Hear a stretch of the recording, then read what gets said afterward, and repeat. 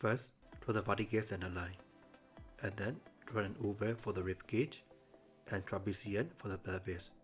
Check the proportion of rib cage to pelvis. Draw the triangles for venous timbers. Draw the shoulder line and neck. Draw the scapula. The scapula is about the halfway length of the rib cage. Draw trapezius muscle and deltoid muscle. Draw the other side and latissimus dorsi muscle, and draw the oblique. The oblique sit on pelvis. Draw the thigh and gluteal muscle. Draw the diamond shape on trapezius muscle and on latissimus dorsi muscle. It's done.